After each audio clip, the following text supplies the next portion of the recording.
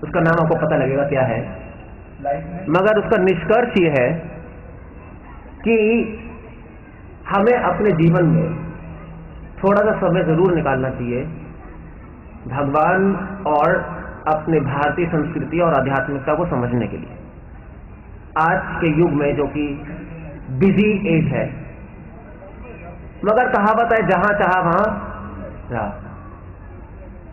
सो अगर हम साधु संग करेंगे, अगर हम साधुओं से मिलेंगे और उनसे नॉलेज लेंगे, ज्ञान लेंगे, तो हमारा इंटरेस्ट आएगा, तो हमारी रुचि आएगी समझने में और जानने में, क्योंकि चाहत वहां नहीं होगी जहां पे रुचि नहीं है। इसलिए हम लोग कहते हैं कि हमारे पास टाइम नहीं है, मगर एक्चुअली मेरे ख्याल से हमारे पास चाहत नहीं है, रुचि नहीं है। अब वो रुचि इसलिए नहीं है क्योंकि हमने सुना नहीं इन सब्जेक्ट्स के बारे में, हमने गीता के बारे में कभी भी अच्छी तरह सुना नहीं, आध्यात्मिक प्रोग्राम अटेंड किए हैं मगर नॉलेज नहीं ली। ज्ञान और पूजा दोनों साथ चलनी चाहिए, जैसे एक अंधा और लंगड़ा दोनों तो साथ में आएंगे तो जी सकते हैं सही से, नहीं एक अंधे के कंधे पे लंगड़ा बैठ सकता है और दोनों चल सकते हैं, लंगड़ा देखेगा और अंधा चलेगा। उसी प्रकार ज्ञान और पूजा है, बिना ज्ञान के पूजा अधूरी है और बिना पूजा के ज्ञान बेकार है। सो आज का सेमिनार क्या है? I'll just do that. No next slide. आज का सेमिनार ये है,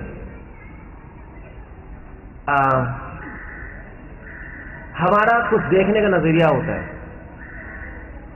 पीछे से दिखाई दे रहा है सबको ये शब्द क्या लिखे? सबको दिखाई दे रहा है? Everybody can see? ओके, दिखाई हाँ या ना? हाथ खड़ा करके दिखाई दे रहा है तो ओके। सो हमारे सबका कुछ देखने का नजरिया है, उसको आप हिंदी में नजरिया कह लीजिए, दृष्टिकोण कह लीजिए, या उस चीज को आप इंग्लिश में कह लीजिए। जर्मन में क्या बोलते हैं इस वर्ड को? वेल्टेनशॉन्ग, हाउ डू यू प्रोनाउंस? वेल्टेनशॉन्ग, ये जर्मन वर्ड है। या वर्ड व्यू या पर्सपेक्टिव या पैराडाइम, साइंस में इसको पैराडाइम कहते हैं, देखने के नजरिया को। फिलॉसफी में इसको पर्सपेक्टिव कहते हैं। जर्मन फिलोसोफर्स उन्होंने वेल्टेनशॉन्ग का। और हमारे जो ऋषि हैं उनका नाम ऋषि इसलिए है क्योंकि ऋषि शब्द आता है ऋक से। ऋक मतलब होता है देखना, क्योंकि ऋषि मुनियों को देखना आता था इस संसार को यथा रूप, इसलिए उनका नाम ऋषि था। उनको जैसे एक मैकेनिक होता है, तो मैकेनिक के पास आप कार लाओ तो वो बता देगा क्या खराबी है बिना खोले, क्योंकि उसका एक्सपीरियंस है। उसी प्रकार हमें नहीं पता लगेगा कि नाड़ी को क्या खराबी है। एक डॉक्टर के पास पेशेंट आएगा, वो बता देगा देखकर कि उसके पेट में कहां खराबी है, बिना उस एक्सरे लिए। क्यों? क्योंकि उनके पास ज्ञान की दृष्टि है, ज्ञान से बता सकते हैं वो। उसी प्रकार ऋषि थे, ऋषियों के पास ज्ञान था वेदों का और गीता का, और उससे उनको संसार को देखने का तरीका आता था। तो इसका मतलब क्या है? इस संसार को देखने का तरीका, दृष्टिकोण का मतलब क्या होता है उसका मैं एक उदाहरण देता हूं। Prahlad, you have to see me, okay, this is some super model. So ये एक सुंदर कन्या है, सब लोग अलग अलग दृष्टिकोण से देखेंगे इसको। एक जवान पुरुष, एक यंग लड़का इस लड़की को सोचेगा कि मेरी गर्लफ्रेंड बन जाए क्योंकि सुंदर है। एक कामी व्यक्ति कामुकता से देखेगा इस स्त्री को। एक बच्चा इस स्त्री को देखेगा मां के रूप में, उसके लिए मम्मी है, आंटी है, उसके लिए ये कोई सुपर मॉडल नहीं है। और एक जानवर, एक शेर इस स्त्री को मीट के रूप में देखेगा, खा जाऊंगा इसको। अलग अलग लोगों का अलग अलग दृष्टिकोण है, और अलग अलग दृष्टिकोण से लोगों के अलग अलग क्रियाएं हैं, अलग अलग विचार हैं और अलग अलग भावनाएं हैं। तो दृष्टिकोण जिस प्रकार का होता है उससे हमारे विचार आते हैं, विचार से भावनाएं आती हैं, और भावनाओं से क्रियाएं होती। ये गीता में दिया है। अगर हम सोच रहे हैं कि गीता में केवल ये दिया है कर्म करो फल की चिंता न करो, वो सिर्फ ये नहीं है। गीता बेस्ट बुक है। गीता को हिंदियों की किताब नहीं है। गीता बैंक ऑफ नॉलेज है, उसमें ज्ञान है। गीता हिंदुओं के लिए नहीं है, गीता मनुष्यों के लिए है। गीता उन लोगों के लिए है जो सीखना चाहते हैं कि जीवन कैसे जीना है। इसलिए जिसने गीता नहीं पढ़ी उसको जीवन जीना ही नहीं आता, और जिसको जीवन जीना नहीं आता वो जीवन में कैसे खुश, शांत और स्ट्रेस फ्री हो सकता है? नहीं। अगर गाड़ी चलानी नहीं आती तो एक्सीडेंट होगा ही होगा। अगर जीवन की गाड़ी चलाने नहीं आती तो इसमें भी एक्सीडेंट होगा। एक्सीडेंट मतलब परेशानी, टेंशन, स्ट्रेस, जो दिल्ली की लाइफ में मुझे आपको बताने की जरूरत नहीं क्या होता है। इस उदाहरण के लिए ये एक चक्कू है। अलग अलग दृष्टिकोण से जब आप चक्कू को देखोगे तो अलग क्रिया, अलग विचार होंगे, अलग भावना होगी, अलग क्रिया होगी। जैसे उदाहरण के लिए एक गुंडा है, टेररिस्ट है।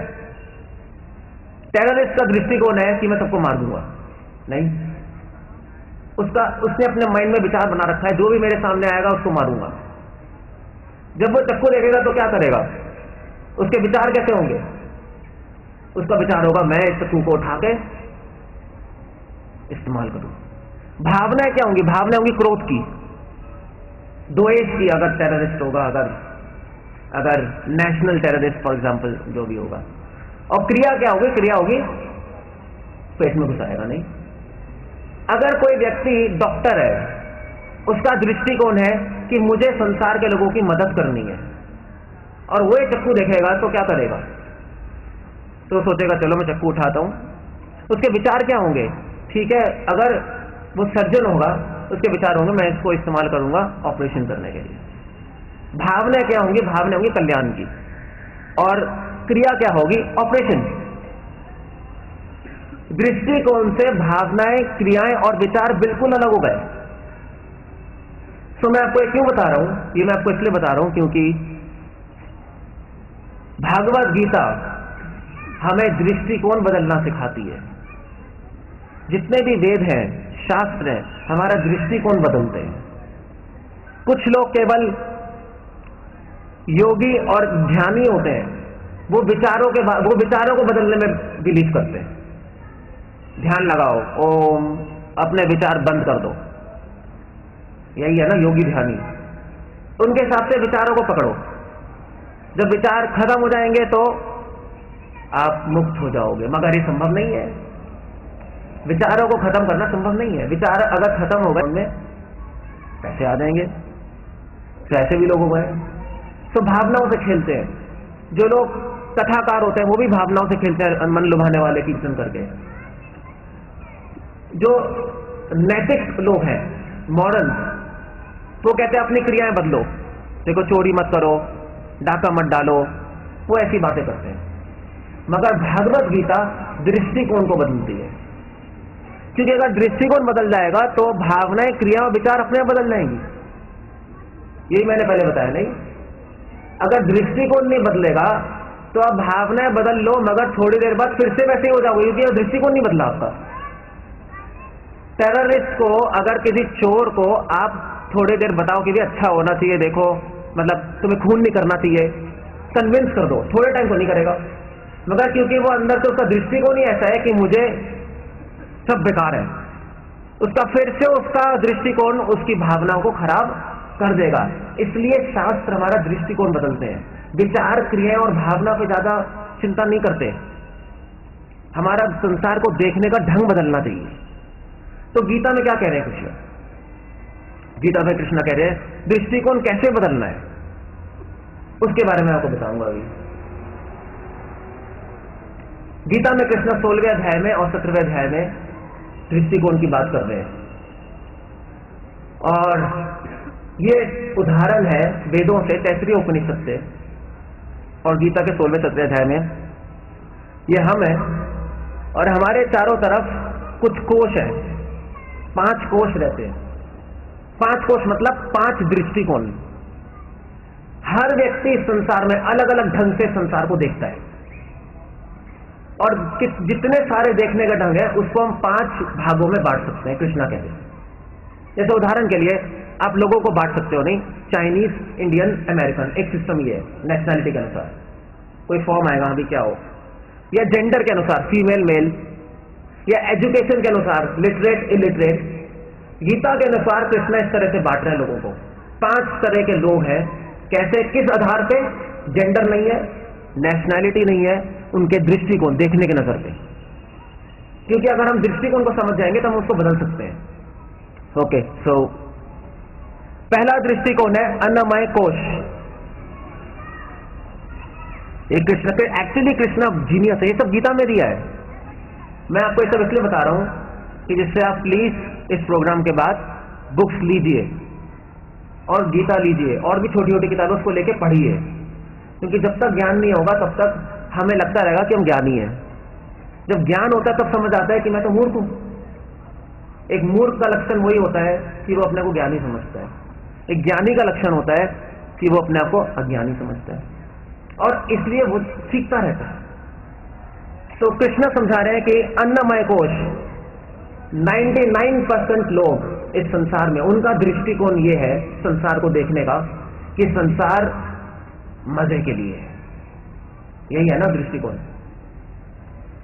नाचो कूदो मजे उड़ाओ, ये संसार इसलिए बना है।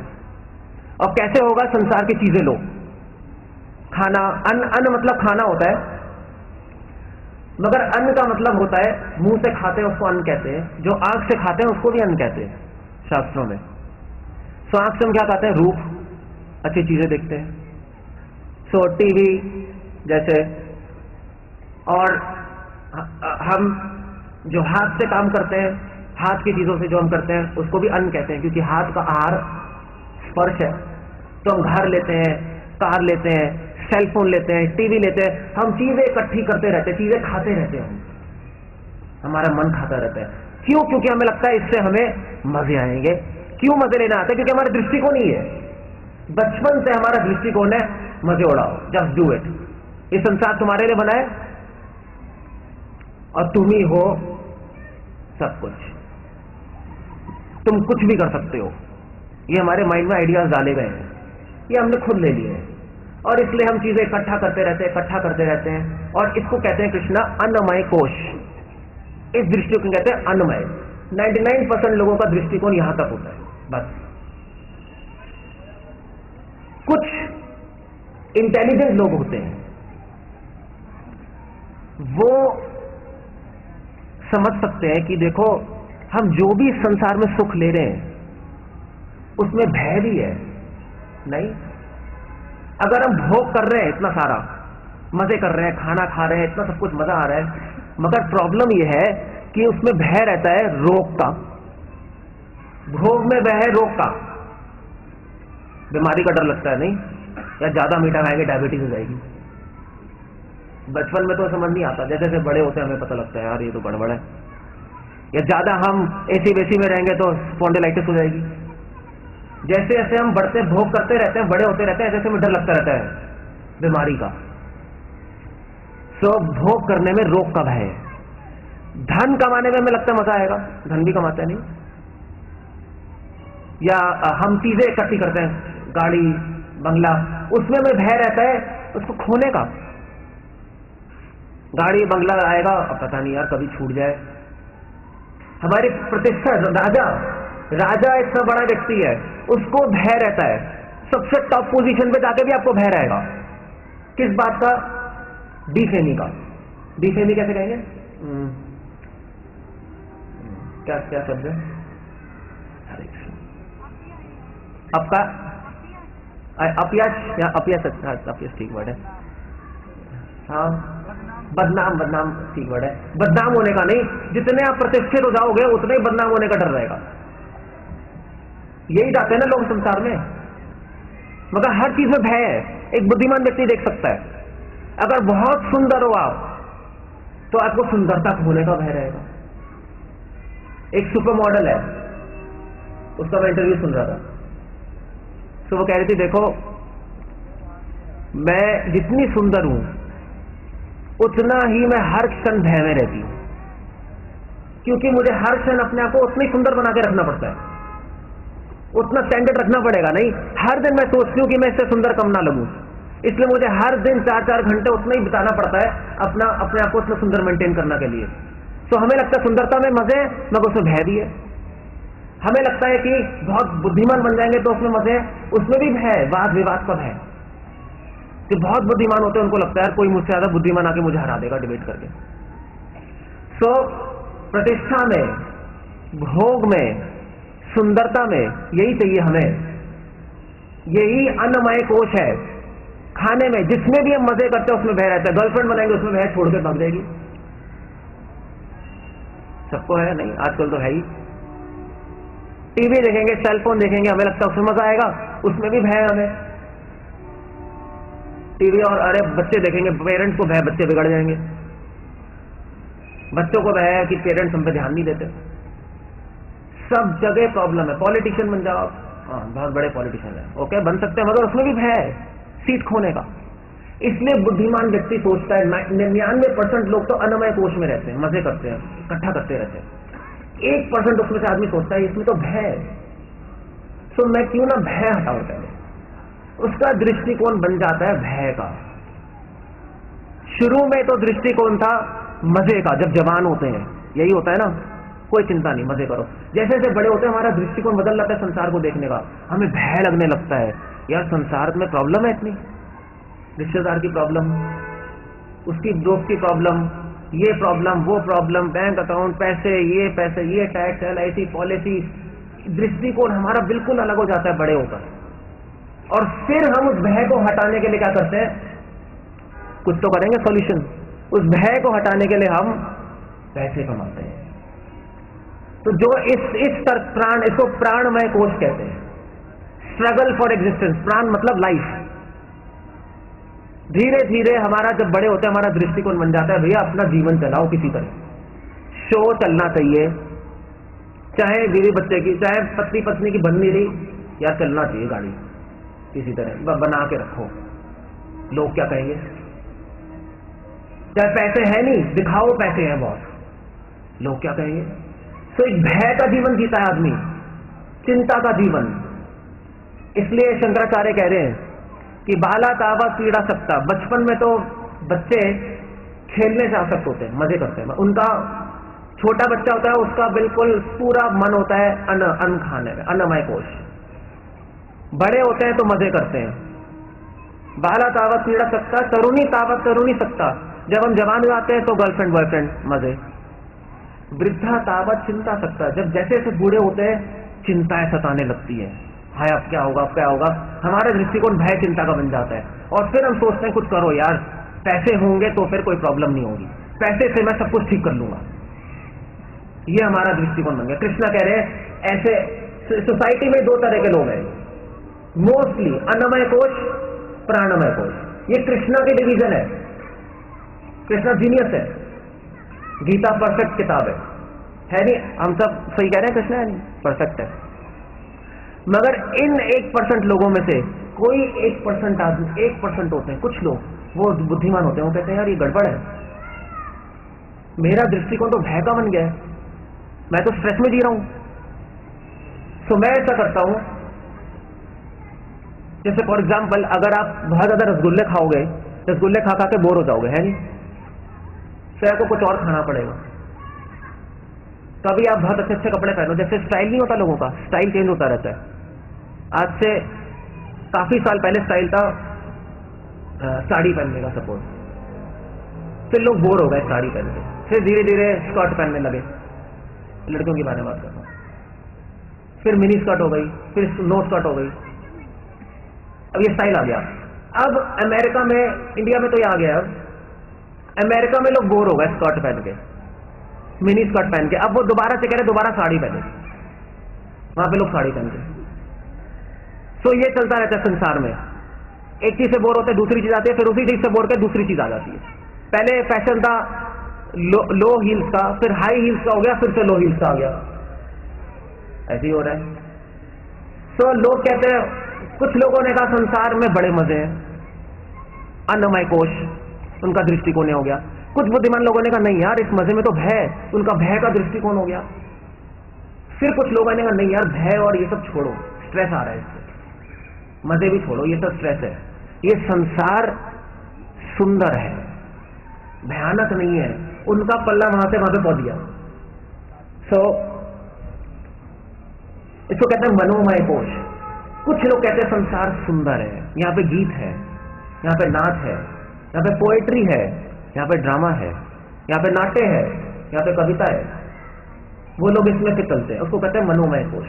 तो पोएट्स बन जाते हैं, सिंगर बनते हैं, आर्टिस्ट बनते हैं, तो कहते हैं नहीं नहीं, ये प्रकृति बहुत सुंदर है, मदर नेचर, ऐसा कहते हैं नहीं। इसको पढ़ने की, इसको समझने की, इसको गाने की कोशिश करो। कुछ बहुत कम लोग होते हैं, ऐसा नहीं, सिंगर पोएट बहुत कम लोग बनते हैं। वो पहले के दो दृष्टिकोण छोड़ देते हैं, अन्नमय और प्राणमय। हमारी सोसाइटी दो ही दृष्टिकोण में, अन्नमय और प्राणमय। जवान होते हैं अन्नमय होती है, बूढ़े बड़े बड़े बूढ़े होते होते प्राणमय हो जाती है, और फिर प्राण निकल जाते हैं, बस खत्म लाइफ, फिनिश। स्ट्रेस में लाइफ खत्म, भय में खत्म। ये कोई लाइफ है? कृष्ण कह रहे हैं तुमने जिया तो क्या दिया, क्या दिया, किसके लिए दिया और क्यों दिया? सो कृष्ण कह रहे हैं ठीक है, ये लोग थोड़े बुद्धिमान है उन लोगों से, मगर इनका भी जीवन अभी इनका दृष्टिकोण ठीक नहीं है। इनका दृष्टिकोण ये मन के स्तर पे जीते, मनोमय कोश। ठीक है, मन से देखो संसार को तो सुंदर नजर आएगा, सब कुछ अच्छा है, और गीता बनाओ, वो करो, ओके गुड। मगर इनमें से फिर कुछ लोग होते हैं जो और बुद्धिमान होते हैं, और वो लोग कहते हैं देखो प्रॉब्लम ये है कि गाने वाने से क्या होगा बताना। संसार सुंदर है, ठीक है, वो तो चलो हो गया, मगर संसार को सुंदर कहने से क्या, संसार को समझो तो क्या है। नाचते रहोगे, गाते रहोगे, सुंदरता को समझना तो कल्पना है, राइट? संसार सुंदर है तो उसे कविता बना रहे हो, तुम आर्टिस्ट बना रहे हो, तो तुम्हारी अपनी कल्पना है। संसार को समझो, असलियत क्या है, ये सही है। क्योंकि जो कविताएं हैं, जो आर्टिस्ट है, वो तो अपनी कल्पना में जी रहा है, वो सत्य में नहीं जी रहा। थोड़ा सा सत्य है, संसार की सुंदरता को देख रहा है, मगर ये सिद्धांत फिलोसोफर होते हैं। कुछ लोग फिलोसोफर बनते हैं, साइंटिस्ट बनते हैं, और वो लोग कहते हैं चलो यार समझेंगे संसार में क्या है, सीक्रेट क्या है। इसको कहते हैं विज्ञानमय कोश। विज्ञान के स्तर पे आते हैं वो, और ये बहुत कम लोग होते हैं, साइंटिस्ट, फिलोसोफर्स, और ये सोचते हैं संसार में रहस्य क्या है, संसार ऐसा क्यों है, क्यों चल रहा है। मेटलर्जी, फिजिक्स, केमिस्ट्री, बायोलॉजी, सब यही फील्ड है नहीं समझने के लिए संसार को। क्यों क्यों क्वेश्चन आ गया। इससे पहले क्वेश्चन आ रहा था क्या क्या करें। अन्नमय कोश वाले कह रहे थे क्या करें, मजे करो। मनोमय कोश वाले कह रहे थे क्या करें, कविताएं बनाओ, पैसे कमाओ। इन्होंने दूसरा क्वेश्चन पूछा क्यों करें, क्यों करें ये सब। हमारा पूरा लाइफ क्या में निकल जाती है, क्यों तो आता ही नहीं, क्यों हम सोचते ही नहीं। क्या करना है, ये करना है, खाना खाना है कर लो, वहां घूमना है वहां चले जाओ, वहां नहीं जाना यहाँ पे आ जाओ, बस यही चलता रहता है चलता रहता है चलता रहता है। क्यों तो कभी किसी ने पूछा नहीं क्यों करना है, क्यों खाना खाना है, भूख नहीं लगी तो क्यों खाना है। ये क्वेश्चन है नहीं, वैलिड है नहीं, मगर हम लोग सोचते नहीं।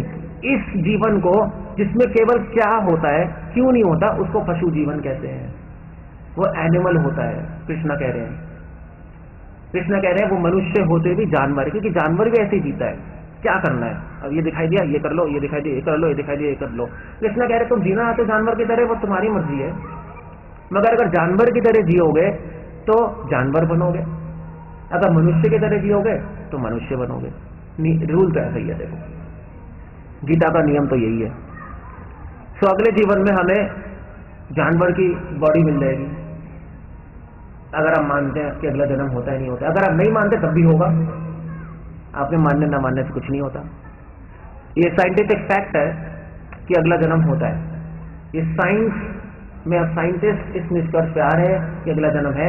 कई सारे साइंटिस्ट इस पे रिसर्च कर रहे हैं, नियर डेथ एक्सपीरियंसेस होते हैं, आउट ऑफ बॉडी एक्सपीरियंसेस होते हैं, कई हार्ट सर्जन इस कंक्लूजन पे आ रहे हैं कि हार्ट रुकने के बाद भी कई साइंटिस्ट सर्जन कह रहे हैं हार्ट रुकने के बाद हार्ट बीट रुक गई, ब्रेन रुक गया, ईईजी फ्लैट आ गया, सांस रुक गई, सब कुछ रुकने के बाद भी पेशेंट ये बताता है कि भाई मैंने देखा था कि डॉक्टर नर्स से क्या बोल रहा था,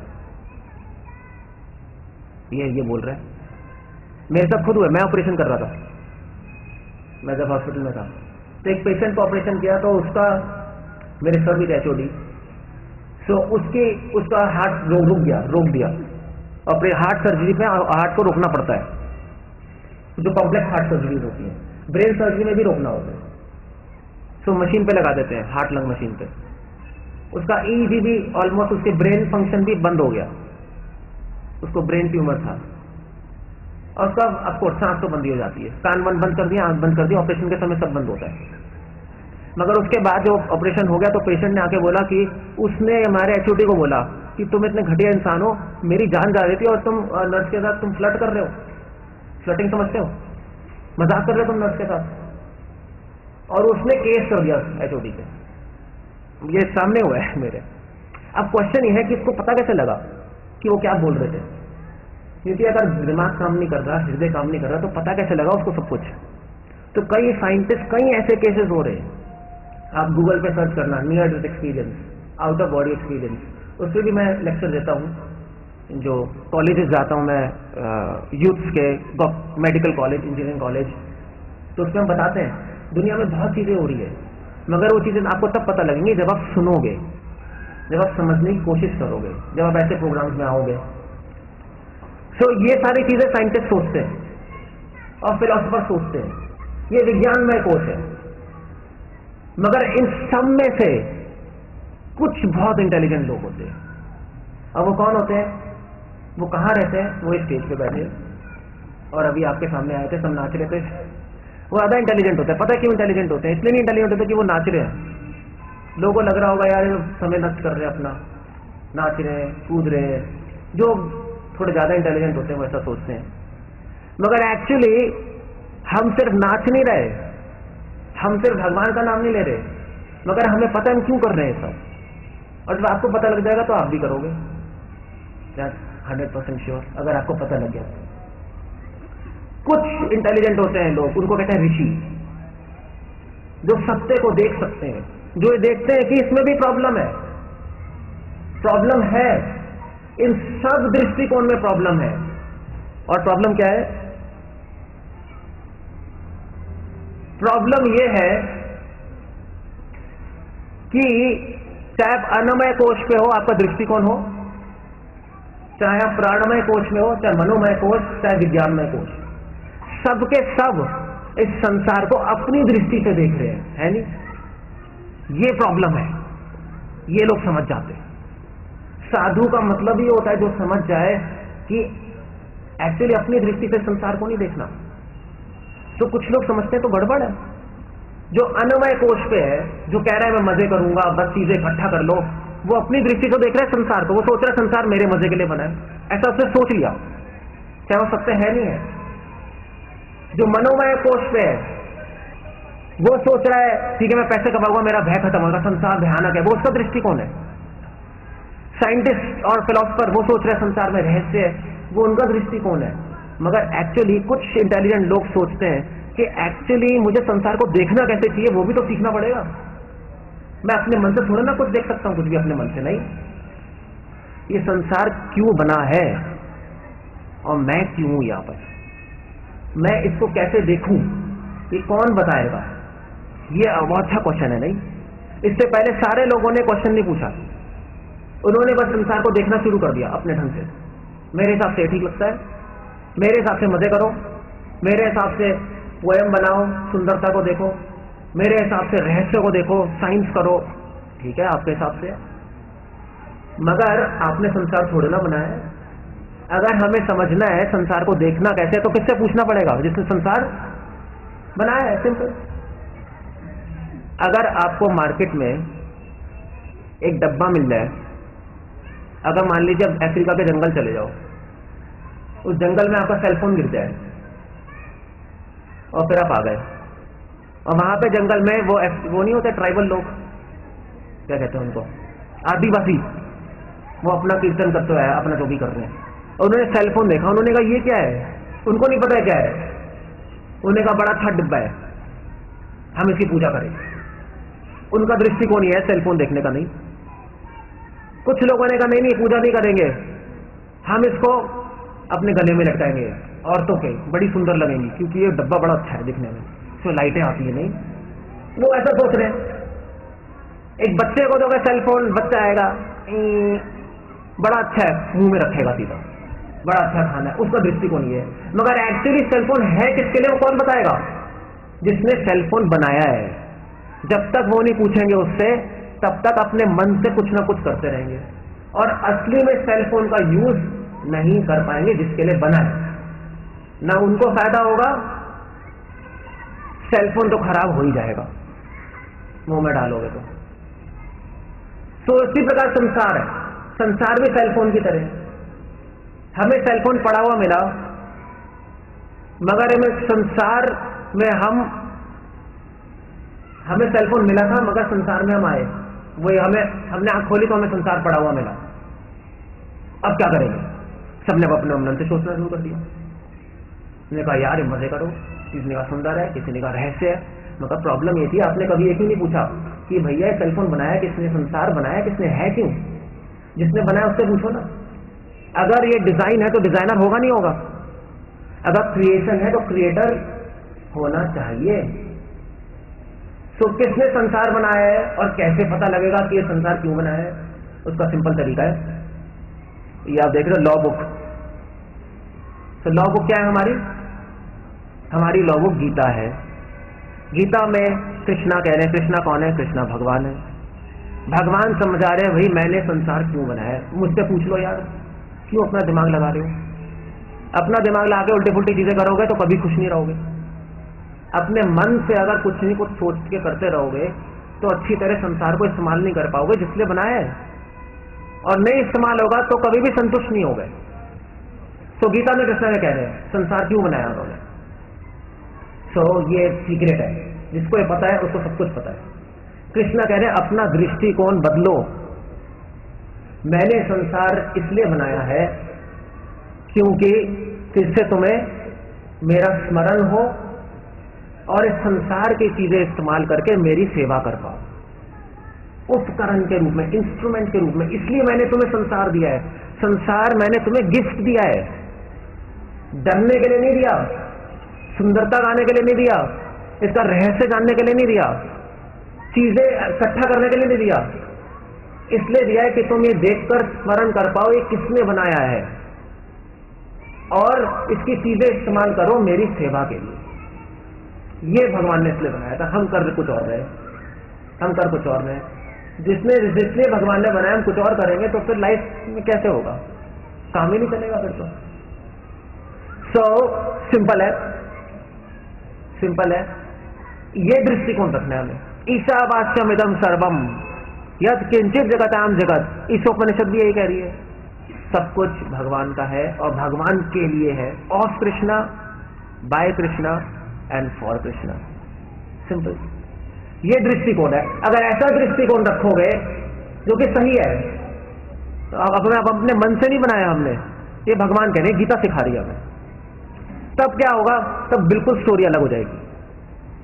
तब आपकी क्रियाएं, भावनाएं और विचार बिल्कुल अलग होंगे। भगवान ये नहीं कह रहे कि खाना मत खाओ, खाओ, चीजें मत रखो, रखो, सेलफोन रख लो, गाड़ी रख लो, कोई प्रॉब्लम नहीं है, मगर दृष्टिकोण मत लो। गाड़ी को ये मत समझो कि तुम्हारे मजे के लिए, गाड़ी किसकी है? भगवान की है, ये देखो, और भगवान की सेवा के लिए। हाँ, अपनी लाइफ में इस्तेमाल कर सकते हो जितना जरूरी है, तो भगवान के लिए करो। जैसे खाना है, खाना किसके लिए है? खाना ये मत समझो कि सिर्फ मेरे लिए। खाओ अपना जीवन रखने के लिए, मगर ये जीवन किस लिए? ये भी भगवान के लिए। भगवान ने जीवन दिया इसलिए था, ये शरीर दिया इसलिए था कि हम इसको इस्तेमाल करके भगवान की सेवा करें। तो शरीर किसके लिए है? ओके, गॉड, भगवान के लिए, गॉड। तो इसकी एक ऑर्डिनरी आदमी भी शरीर का देखभाल करता है, हम भी करते हैं, मगर हमारा दृष्टिकोण बिल्कुल अलग है। वो इसलिए ध्यान रख रहा है शरीर का क्योंकि उसको लग रहा है बस ये मुझे करना है, मजे आएंगे। मगर हम लोग भी ध्यान रख रहे हैं शरीर का, मगर क्यों? क्योंकि ये भगवान का है। इसलिए कृष्ण कह रहे कुछ चेंज मत करो, अपना दृष्टिकोण बदल लो बस, तब बिल्कुल चीजें अलग हो जाएंगी। भावनाएं अलग होंगी, क्रियाएं अलग होंगी, विचार अलग होंगे। अगर आप हर चीज भगवान का देखोगे तो किसी के प्रति द्वेष नहीं होगा, खत्म हो गया द्वेष, क्रोध नहीं होगा, सब कुछ फर्क हो जाएंगी चीजें। सपोज फॉर एग्जाम्पल, उदाहरण के लिए सपोज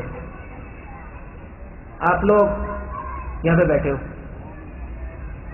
और सपोज हम बहुत दुखी हैं, बहुत दुख हो गया कि यार ऐसा हो गया मेरी लाइफ में, ऐसा हो गया, किसी का बिजनेस में लॉस हो गया, बहुत दुखी है, बैठा हुआ है, लॉस हो गया।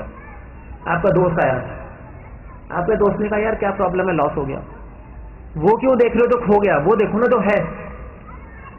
इमीडिएटली आपका दृष्टिकोण बदल गया और आप खुश हो गए, हो नहीं गए? सब कुछ वही था, आपका दृष्टिकोण बदल गया तो आपकी भावनाएं बदल गई और आप खुश हो। सो कृष्ण कह रहे हैं ये दृष्टिकोण रखो। आप जब खाना खरीदने जाओ तो ये मत सोचो कि सिर्फ अपने लिए खरीद रहे हो, ये सोचो ओके फाइन, ये भगवान का है और भगवान के लिए हम ले रहे हैं और फिर हम भगवान को अर्पण करेंगे। That's nice. ये घर किसका है? ये कृष्ण का है। गाड़ी किसकी है? भगवान की है। पैसे किसके हैं? भगवान के। यथाशक्ति अपनी चीजों को भगवान की सेवा में लगाओ। जैसे आप अभी प्रोग्राम में आए हो, तो क्यों आए हैं हम प्रोग्राम में? क्योंकि हमें पता है कि ये शरीर भगवान ने क्यों दिया है? अपनी सेवा के लिए। तो हम टांगे किसकी सेवा के लिए इस्तेमाल करें? भगवान की। सब प्रोग्राम में आ गए। जितना हो सके हमें अपनी भावनाएं, क्रियाएं, विचार, चीजें सेवा में इस्तेमाल करनी चाहिए। इसीलिए भगवान ने संसार बनाया था, ये सोचकर कि अगर ये मेरी सेवा में चीजें इस्तेमाल करेंगे तो मेरी सेवा में इस्तेमाल करने से ये शुद्ध हो जाएंगे।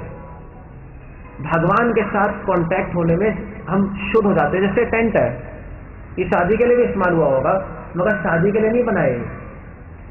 ये माइक, लाइट, ये सब कुछ भगवान ने दिया था अपनी सेवा के लिए। आज इसका सही इस्तेमाल हो रहा है। ओके, भगवान की गीता समझाने में वो भी हो सकता है। अपने जॉब के लिए, अपने पैसे कमाने के लोग कर सकते हैं, ऐसी बात नहीं है, बट मेन काम ही है। इसलिए शास्त्रों में लिखा है कि संसार सेवा का उपकरण है, उपकरण है, इंस्ट्रूमेंट है। सो जब हम भगवान की सेवा करेंगे तो तब हमें आनंद मिलेगा। सुख और आनंद में अंतर होता है नहीं? मजे और आनंद में अंतर होता है। संसार के लोगों को मजे आते हैं मगर आनंद नहीं मिलता, क्योंकि मजे में और आनंद में क्या फर्क है? कृष्ण बता रहे हैं गीता में। सबसे बड़े साइकोलॉजिस्ट कृष्ण है। कृष्ण यही बता रहे चौथे अध्याय में, कुतो शांति कुतो सुखम। मजे में शांति नहीं होती। आप पार्टी में जाओ, डीजे चल रहा है, धाड़ धाड़, मजे आए, मगर शांति नहीं है वहां। कृष्ण करेगा शांति नहीं है, वहां पे आनंद भी नहीं हो सकता, वहां पे सुख हो ही नहीं सकता। जहां अशांति है वहां पे सुख कैसे होगा? वहां मजे हो सकते हैं, वो भी थोड़े टाइम के लिए।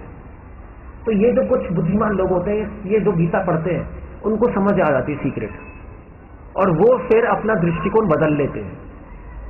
वो हर चीज को भगवान से जोड़कर देखते हैं। वो जो सूरज देखते हैं, तो गीता में लिखा है, तो सूरज देखो तो सोचो कि ये भगवान, सोचो मतलब क्या? सूरज भगवान की आंखें हैं। भगवान ट्रेनिंग दे रहे हैं। गीता एक किताब है जिससे हमें ट्रेनिंग मिलती है। लोग कहते हैं हमें भगवान दिखाई नहीं देते, तो कैसे दिखाई देंगे जब आपने ट्रेनिंग मिली? नहीं। एक इंजीनियर को एरोप्लेन, जो एरोनॉटिकल इंजीनियर है, एक कंप्यूटर इंजीनियर है, उसको कंप्यूटर के बारे में समझने के लिए 5 साल लगता है, ट्रेनिंग के लिए नहीं। अगर आप हमें दिखाओगे कंप्यूटर लैंग्वेज, हमें ABCD समझ नहीं आएगी उसकी। कोबोल, सी लैंग्वेज हम कहेंगे क्या लिखा है कबाड़ा। कंप्यूटर साइंटिस्ट उसी को देखकर बता सकता है कि ओके इसमें ये कोड है, ये कोड है, ये कोड है। नहीं, क्योंकि इसको 5 साल की ट्रेनिंग है। तो लोग कहते हैं भगवान दिखाई नहीं देते। आप ट्रेनिंग लेनी पड़ेगी, ट्रेनिंग लेनी पड़ेगी। तो ट्रेनिंग किसकी लेनी पड़ेगी? आपको गीता सुननी पड़ेगी या पढ़नी पड़ेगी। पढ़ नहीं सकते तो सुन लो, सुन नहीं सकते तो उनके पास चले जाओ तो सुना सकते हैं। इसके लिए भी टीचर चाहिए, इस लॉ बुक को पढ़ने के लिए भी टीचर चाहिए, इस लॉ बुक को पढ़ने के लिए भी ट्रेनिंग चाहिए। सो जब साधारण कोर्स करने के लिए 5 साल चाहिए तो गीता पढ़ने के लिए ट्रेनिंग क्यों नहीं चाहिए? गीता में कृष्ण बता रहे ओके, मैं तुम्हारा दृष्टिकोण बदलता हूं। 10वें अध्याय में कृष्णा कह रहे हैं जब सूरज देखो तो सोचो कि ये मेरी आंखें हैं, सूरज भगवान की आंखें हैं, सूरज चंद्रमा भगवान की आंखें हैं, ये पेड़ ये वनस्पति भगवान के बाल है, ये पहाड़ भगवान की हड्डियां हैं, ये हवा भगवान की सांसें हैं। इस तरह से जो वेद है हमें ट्रेन कर देते हैं। ये खाली बुलाव नहीं है, ऐसा ही है, ऐसा ये सत्य है। हमें नजर नहीं आ रहा वो बात अलग है। जब हम ट्रेनिंग हो जाएगी हमारी ऐसी तो हम भगवान को भूल ही नहीं सकते। कुछ लोग कहते हैं हमें भगवान याद नहीं आते प्रभुपाद से। श्रील प्रभुपाद ने कहा कि हम भूल नहीं सकते, अगर गीता पढ़ लोगे तो भूल नहीं पाओगे। आप फिर क्वेश्चन पूछोगे हम भूले कैसे? क्योंकि ट्रेनिंग के बाद आपको एक बिजनेसमैन को हर जगह पैसे नजर आते हैं, नहीं, उसकी ट्रेनिंग ऐसी होती है। एक बिजनेसमैन अगर इस स्पिरिचुअल प्रोग्राम में भी आएगा वो ये सोचेगा यार कोई क्लाइंट मिल जाए, ऐसा ही होता है, नहीं दिमाग ऐसे चलता है। हाँ इससे कुछ रिलेशनशिप बना लेते हैं फिर शायद फायदा हो जाए। उसका पॉलिटिशियन का दिमाग ऐसे चलेगा, कहीं भी जाएगा उसका दिमाग चलेगा यार कि सबसे संबंध बना के रखो, कोई बेइज्जती ना हो, सबको अच्छा अच्छा बोलते रहो। अच्छा नहीं, उसका दृष्टिकोण ही है। ऐसे भक्त कहीं भी जाएगा उसको भगवान का स्मरण आएगा, क्योंकि ट्रेनिंग ऐसी हो गई है। बिजनेसमैन को हर जगह पैसे दिखाई देंगे, पॉलिटिशियन को हर जगह अपने वोट दिखाई देंगे, क्योंकि उनको ट्रेनिंग मिली है। भक्त को हर जगह जिसने गीता पढ़ी है, जिसने ट्रेनिंग ली है, जिसने नॉलेज समझी है, उसको हर जगह भगवान दिखाई देंगे। दृष्टिकोण बदलना है बस आपको। तो इसलिए क्वेश्चन ये कि दृष्टिकोण बदलेगा कैसे? तो शुरुआत आप यहां से कर सकते हो। अब आप इमीडिएटली सारी गीता तो पढ़ने जाओगे, आप शुरू यहां से करो। ABCD ऑफ डिवोशन यहां से शुरू कर सकते हो। आप पूछोगे मैं क्या करूं यार, आपने तो ऐसी चीज आ रही, अपनी दृष्टिकोण बदलो। 1 सेकंड में तो बदलेगा नहीं, क्योंकि ट्रेनिंग चाहिए, मैंने ये बताया। तो ठीक है यहां से शुरू करो। A for association of devotees. Devotees मतलब इंटेलिजेंट लोग। डिवोटी मतलब जय गोविंदा जय गोपाल करने वाले नहीं, वो भी करते हैं हम, मगर हमें पता है क्यों कर रहे हैं। भक्तों के साथ संग करो जो बुद्धिमान है। हर भक्त के साथ नहीं, उन भक्तों के साथ जिनमें नॉलेज है गीता की, जो आपको गीता समझा सकते हैं। नहीं हर टीचर के पास ही जाते हैं। आप कोचिंग करने आते हो किस टीचर के पास जाते हो? जब अच्छा पढ़ाए ना, जब आपके क्वेश्चन सॉल्व कर पाए, उन्हीं टीचर के पास जाते हो, नहीं जाते हो? तो ऐसे उन भक्तों के पास जाओ जो आपको ज्ञान दे, सिर्फ आशीर्वाद नहीं दे, जिनको गीता का ज्ञान है, जो आपके प्रश्नों का उत्तर दे सके, उनके पास जाओ। BSS बुक्स पढ़ो, पीछे इतनी सारी किताबें मिल गई। Please take books. हमारे पास बहुत सारी किताबें हैं, मगर यहाँ पे किताबें खरीद लीजिए। गीता ले लीजिए प्लीज। आई थिंक गीता के साथ एक किताब फ्री भी है ना, क्या बलराम? और CD वॉट, एक गीता के साथ एक किताब फ्री भी है, छोटी किताब। आप वो छोटी किताब ले सकते हैं।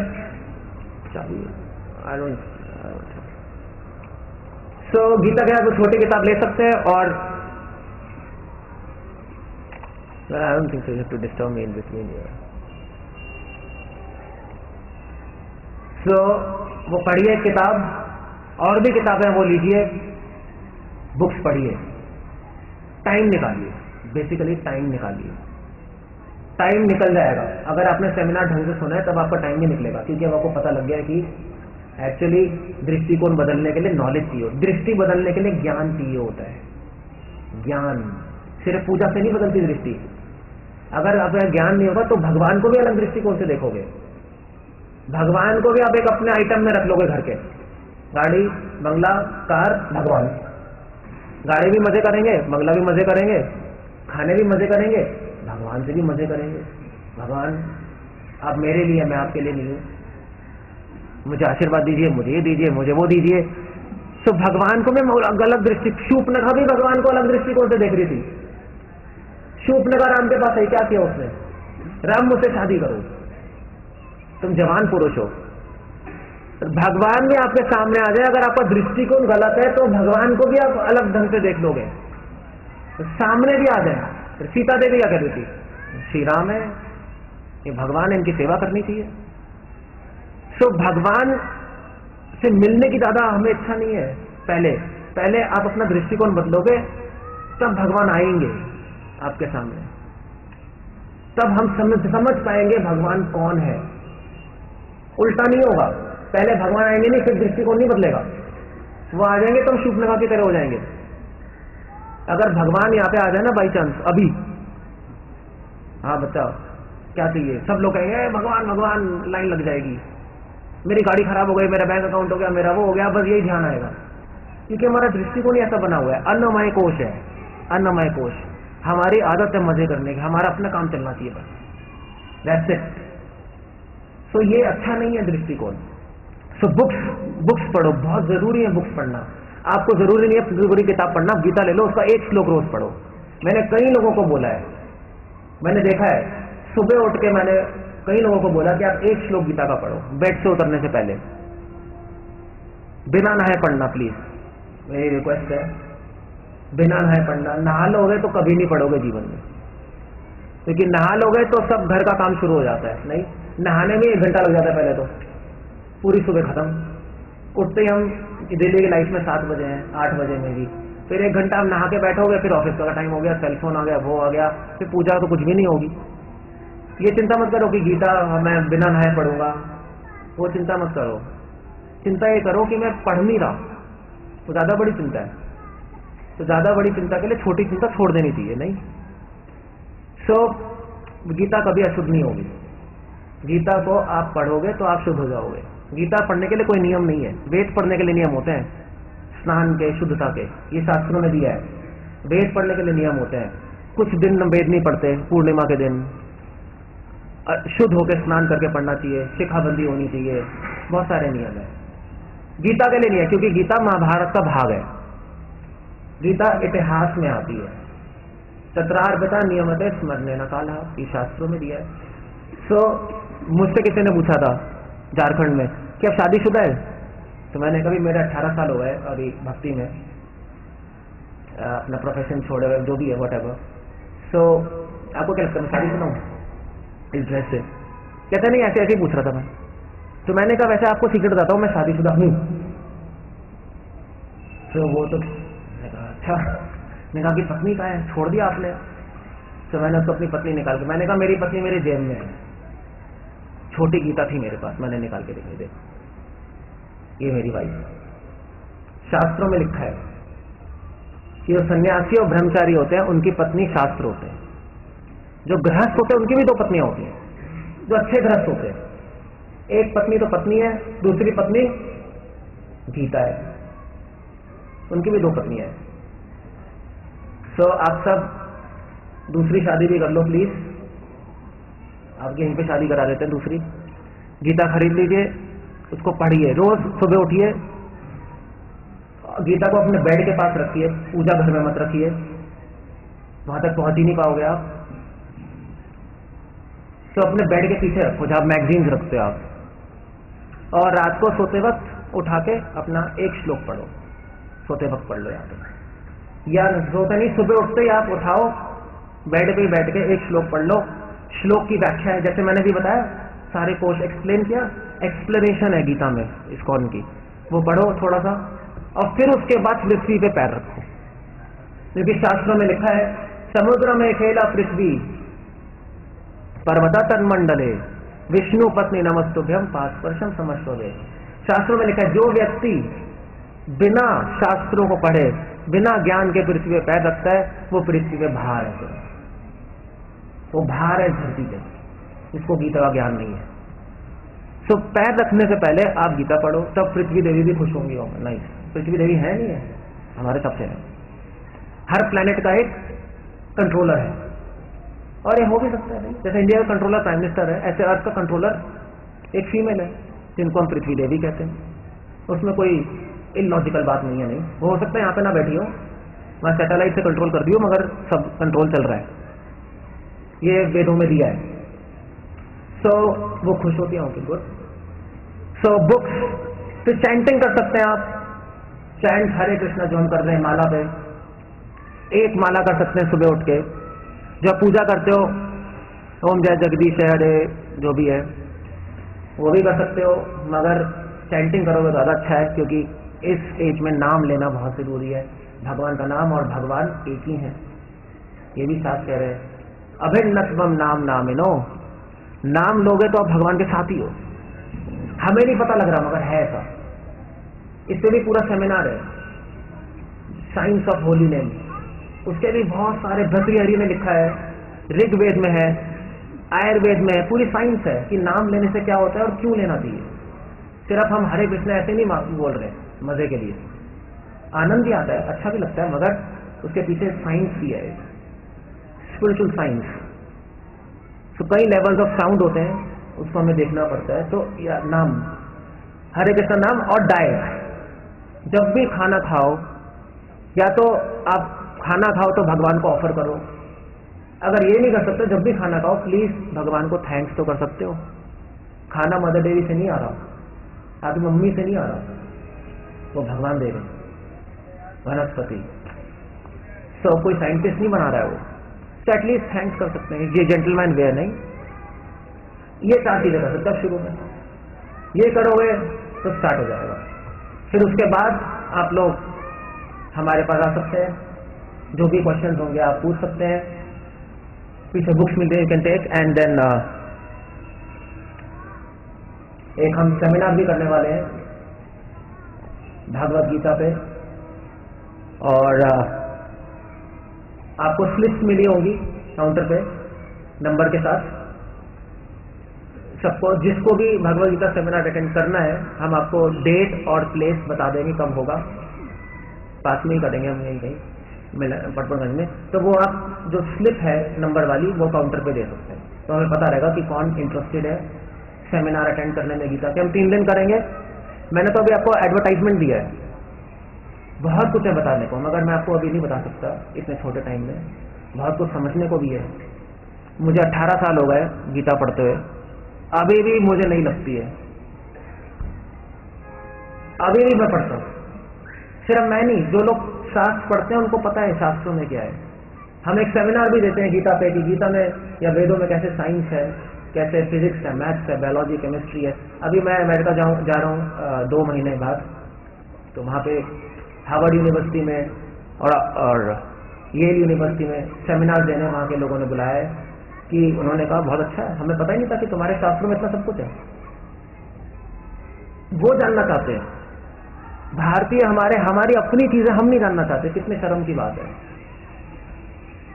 सो वो लोग कह रहे हैं आओ आप हमें बताओ सेमिनार पे, वी वांट टू नो।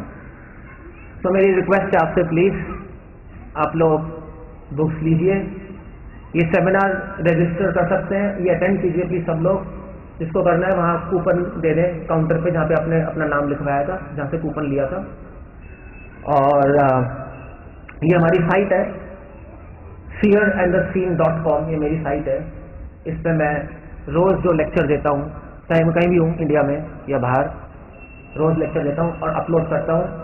आप इसमें रोज जाके डेली ऑडियो सुन सकते हैं, कई सेमिनार्स भी हैं, कई वीडियोज भी हैं, इस पे आप तो सुन सकते हैं, देख सकते हैं, समझ सकते हैं। Hare Krishna, thank you very much. Hare Krishna. Hare Krishna. भगवान ने जो दुनिया बनाया है उनका पर्पस है कि हम भगवान को याद करें। हाँ, लेकिन भगवान ने जब बनाया ही है तो उनको तो याद करने का जरूरत नहीं, वो तो खुद ही अपने आप में परिपूर्ण है। लाइक हमको कोई इम्पोर्टेंस दे, ये हम खुद ही इनकम्प्लीट है, तब हम चाहते हैं दूसरों की नजर में ऊंचा हो नहीं, लेकिन भगवान ने जब कुछ बनाया तो वो तो मेरे ख्याल से ये नहीं चाहते। भगवान ने सब कुछ बनाया था ये सोच के कि हम लोग उनको याद करें और ये चीजें, दुनिया की चीजें इस्तेमाल करके उनकी सेवा करें। क्यों? क्योंकि हम उनको भूल गए, हम ही उनको भूले, उनकी गलती नहीं है। जैसे एक राजा ने अपना प्रजा बनाई, क्यों बनाता है? क्योंकि सब अच्छे सिटीजन हैं। जेल ही बनाता है, उसको पता है कि कुछ खराब बदमाशी भी करेंगे, उनको जेल में डालेंगे।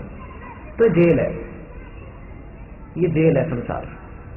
और भी बहुत सारी जगह हैं, वैकुंठ, उसका भी डिस्टेंस दिया है यहाँ से, कितना दूर है।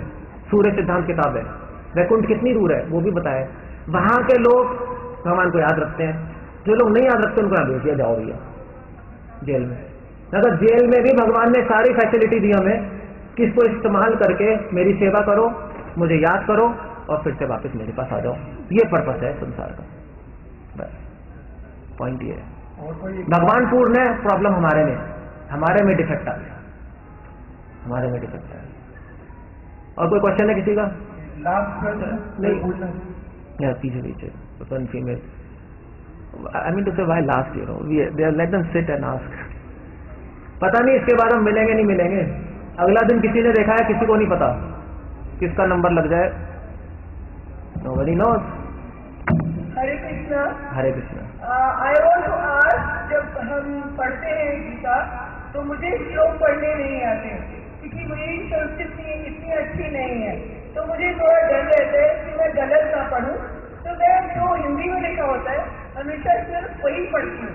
तो वो ठीक है या नहीं ठीक है सर? बिल्कुल ठीक है, श्लोक अगर नहीं आते मत पढ़िए। क्वेश्चन नंबर 2, बच्चे नहीं मानते, कुछ सुनते नहीं है कि उन्हें कृष्ण की तरफ कैसे ध्यान लगाएं, उनका क्या करें कि वो भी आकर्षित हो जाए कृष्ण की तरफ, प्लीज बताएं। बच्चों के लिए पेंटिंग बुक्स हैं कृष्णा की, आप इस्कॉन जाइए, वहाँ पे पेंटिंग बुक्स मिलती है, कृष्णा के कार्टून बने हुए हैं, उस पे कलर बुक्स हैं, वो कर सकते हैं। बच्चों को टॉय दे सकते हैं, छोटे बच्चों को कृष्णा टॉय। शास्त्र में परीक्षित महाराज अर्जुन युधिष्ठिर जब छोटे थे बहुत, तो उनके लिए टॉयज लाते थे कृष्णा के, बारबी डॉल, और उस सबसे अच्छा है तो कंप्यूटर गेम से अच्छा है उनके लिए कृष्णा टॉयज लाए, वो भी मिलते हैं, दैट यू कैन डू।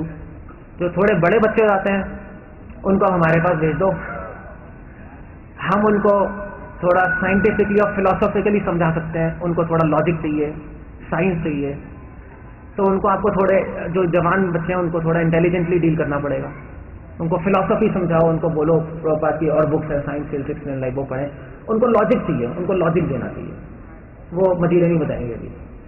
तो इस तरह से हम उनको एंगेज कर, जैसे बच्चे अभी डांस किया इन्होंने, आप शायद लेट आएंगे, आप थे यहाँ पे जब डांस किया था इन्होंने, यू वर देयर?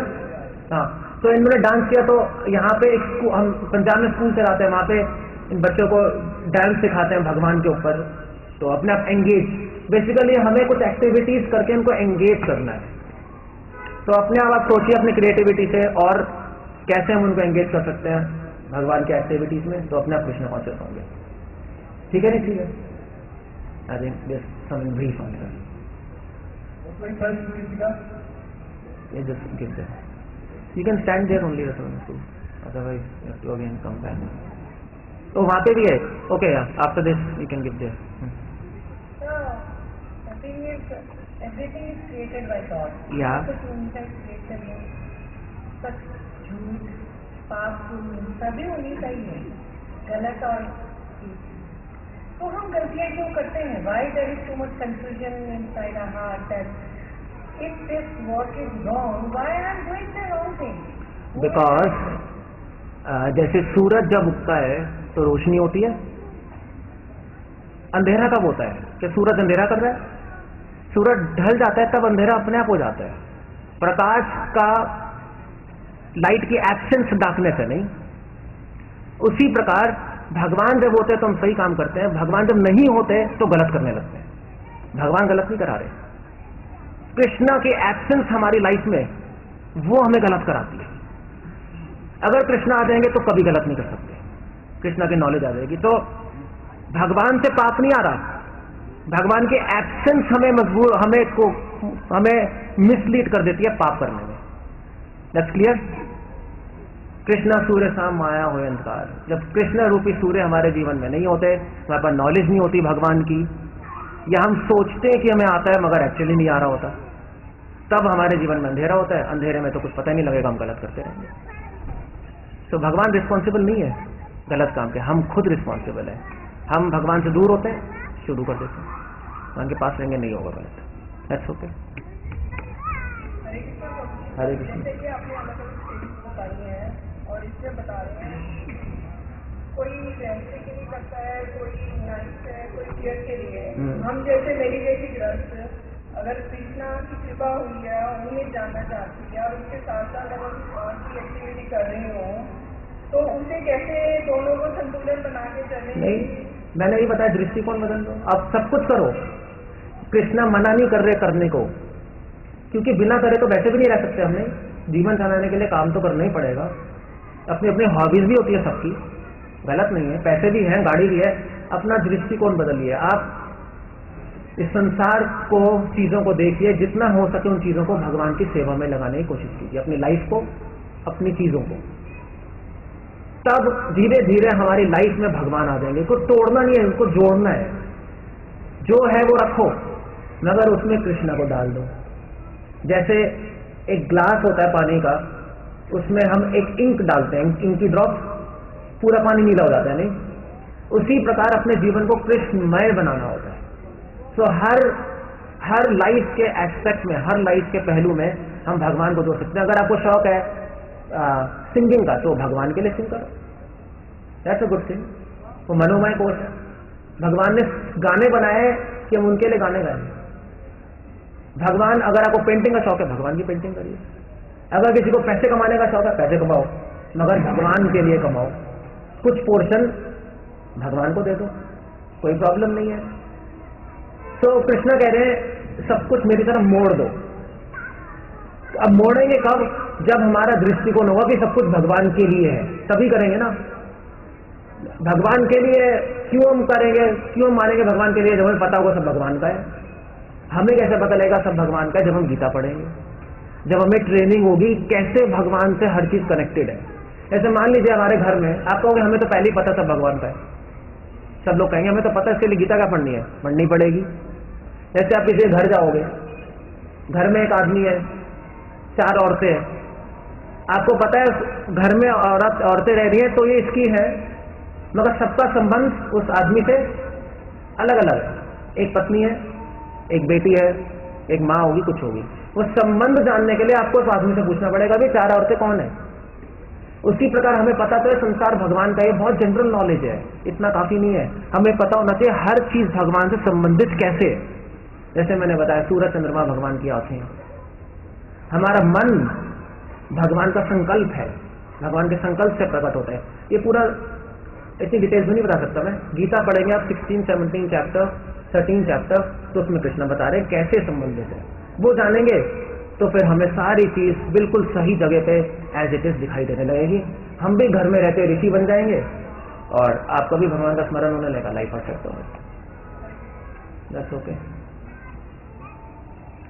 ओके, और कोई क्वेश्चन है किसी का? Otherwise we'll just stop here. So my request is please remember ABCD of devotion: association of devotees, books, chanting और diet। और ये गीता सेमिनार आप अटेंड करिए।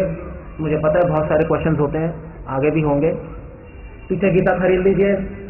कोई क्वेश्चंस होंगे तो हम आपसे मिलेंगे, आगे बैठे C3415